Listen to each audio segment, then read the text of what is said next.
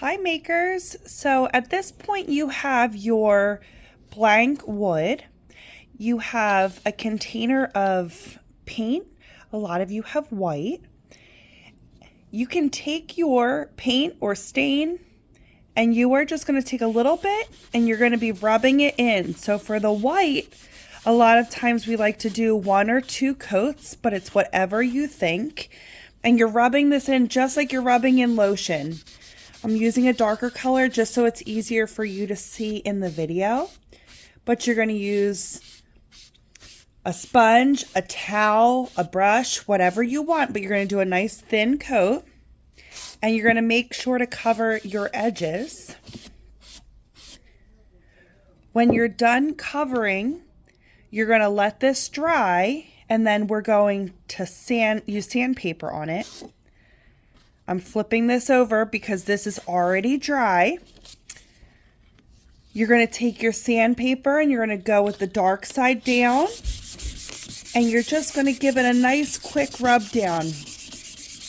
This lets it be so super smooth for our stencil. And then for our stencil, you'll lay it down upside down, and this won't make sense right away, but it will in a minute. So you're going to slowly peel back this lined paper on the top from your blue, and you want to make sure that all of the blue from the stencil sticks together. If you have any blue that's trying to hop up on here, you just peel slowly and you press it down while you're peeling, okay? You're going to take your sticky stencil, you're going to stick it to your board, and you're going to give it a good rub. And then you're going to peel back all of this tape. This then exposes your original wood. And then you're going to take your white sponges, and I take a little bit in my paint and I scrape it off on the side. I'll show you that. So I dip it in, I scrape some off on my side so I don't have a ton on here.